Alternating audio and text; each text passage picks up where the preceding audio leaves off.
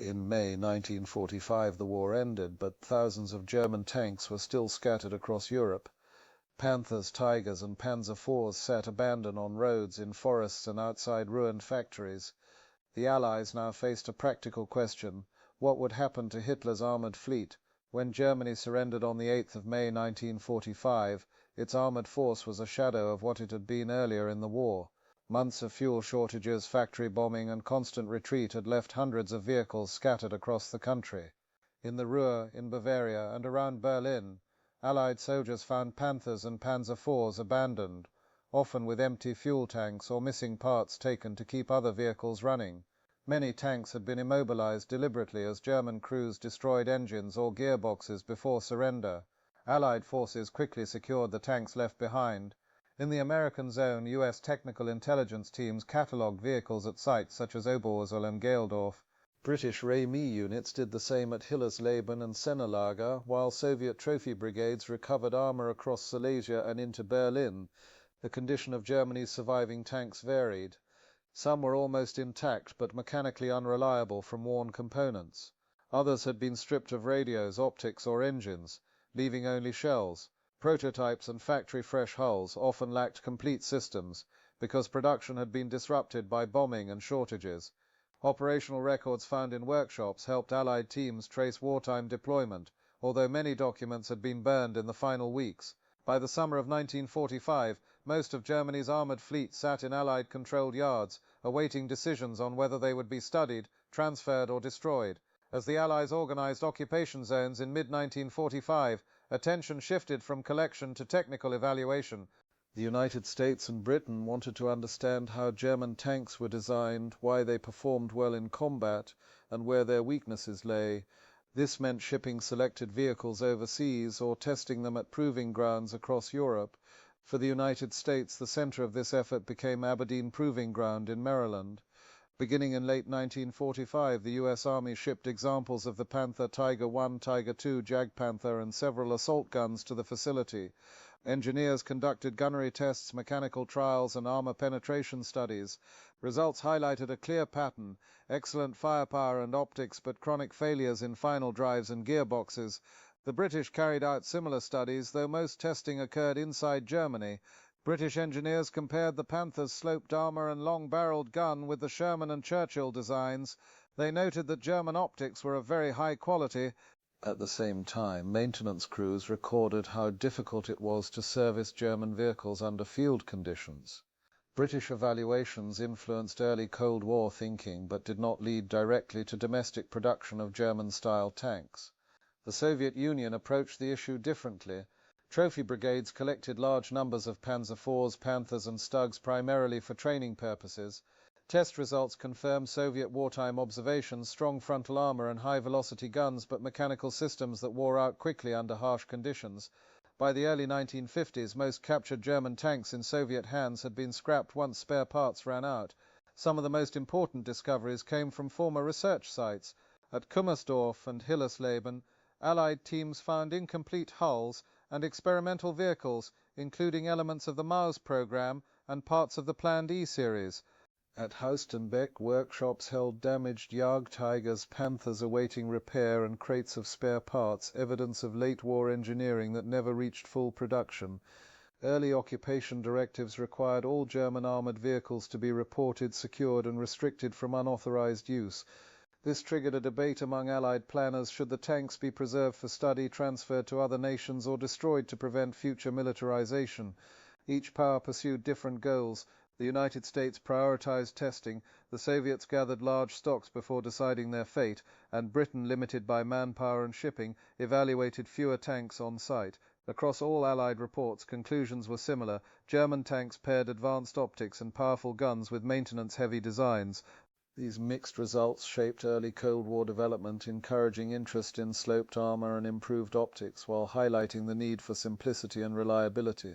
After testing ended, the Allies still held thousands of tons of armoured vehicles, spare parts and unfinished prototypes.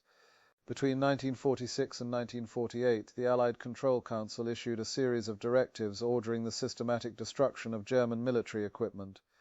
Tanks, armoured hulls and vehicle components were classified as prohibited materials, meaning they could not remain in German hands or be used for any future rearmament.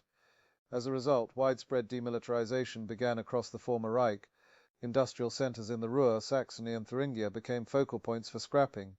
Steel plants in Bochum, Essen and Magdeburg received long lines of armoured hulls, many delivered by rail from nearby depots.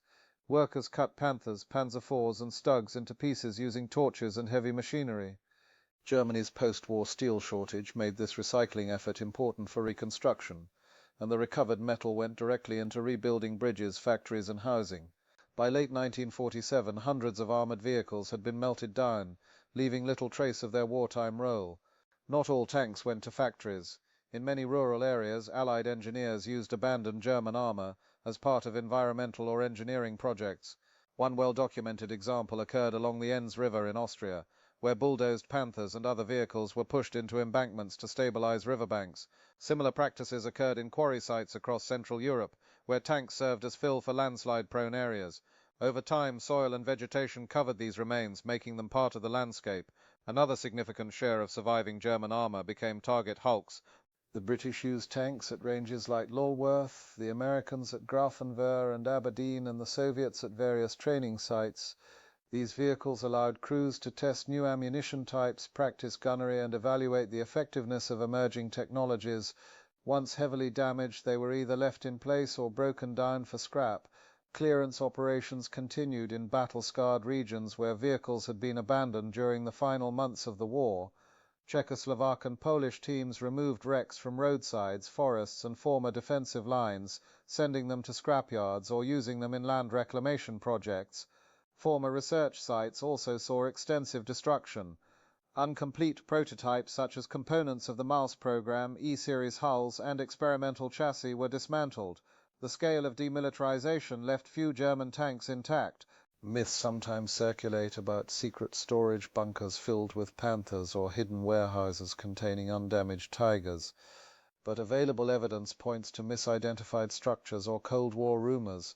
Most of Germany's wartime armoured vehicles were destroyed by 1948, leaving only the handful preserved for testing or transferred to foreign armies. The German tank fleet that had once dominated European battlefields had been dismantled piece by piece. While most German tanks were destroyed or recycled, a smaller but significant number found new life in foreign armies rebuilding after the war. These vehicles filled gaps for nations that lacked modern armour or needed equipment quickly. Their post-war service created unexpected legacies, stretching the operational life of German designs into the 1950s and, in some cases, even the 1960s. France was among the earliest and heaviest users. French forces collected Panthers from depots in southwest Germany and incorporated them into the 503rd Combat Tank Regiment. Crews admired the Panther's firepower and optics, which surpassed many Allied tanks of the period, but maintenance challenges quickly appeared. With limited spare parts and worn-out drivetrains, French workshops often cannibalized multiple vehicles to keep one running. Reports from the early 1950s described frequent transmission issues, and by 1951 France retired the last Panthers due to escalating maintenance costs. Even so, these tanks influenced French armoured doctrine at a time when the country was re-establishing its military capabilities. Czechoslovakia played a unique role because it had been a major manufacturing centre for German armour during the war. After 1945, Czechoslovak factories continued building the Hetzer G13 based on the Panzer 38T chassis. Many of these were sold to Switzerland, which operated them well into the Cold War. The combination of simple mechanics and reliable engines made the Hetzer suitable for nations seeking cost-effective tank destroyers. Czechoslovakia also used leftover Panzer IVs and Stugs before gradually replacing them with Soviet designs. In Eastern Europe, countries such as Romania, Bulgaria and Yugoslavia received German vehicles either from wartime captures or Allied redistribution. Romania operated several Panzer IVs for training, while Bulgaria integrated a mix of Panzer IVs and Stugs into its early post-war armoured units. By the mid-1950s, most Eastern European users had shifted fully to Soviet-supplied T-34s and newer armoured vehicles, then also became a modest but important post-war user of German armour. In late 1943, Germany supplied Franco's government with 20 Panzer IVs and 10 Stug assault guns. The Panzer IV remained Spain's premier vehicle into the mid-1950s, operating alongside older Panzer IS. As maintenance grew difficult, the fleet shrank, and in 1967 Spain sold 17 surviving Panzer IVs to Syria. One of the most unexpected post-war users was Syria. During the 1950s and 1960s, Syria acquired a number of Panzer IVs from Czechoslovakia and Spain, placing them in frontline units along the Golan Heights. These tanks remained in service into the 1970s, marking one of the last known operational uses of a German WO2 tank. Their presence reflects the global circulation of surplus armour in the early Cold War period, as nations sought affordable equipment amid emerging regional tensions. Spare parts scarcity shaped the fate of these fleets. Nations relied on captured depots, local manufacturing or improvised solutions. Mechanics often fabricated components or combined parts from multiple vehicles, while missing manuals made training difficult. Even so, the tanks influenced early Cold War doctrine. By the mid-1950s, most countries had retired their German vehicles. Larger armies moved towards standardized equipment supplied through the United States or the Soviet Union. Meanwhile, surviving Panthers, Tigers and Panzer IVs entered museum collections or became monuments. Institutions such as the Tank Museum at Bovington, the Musée des Blindés in Saumur, and the Kubinka Tank Museum near Moscow preserved key examples, ensuring that these vehicles did not vanish entirely. If you found this video insightful, watch What Happened to German U-Boats After WW2. Next, a deep look at how the U-boat fleet was captured, studied and scattered across the world in the aftermath of the war. Like this video, subscribe and hit the bell for more History Inside. Thanks for watching.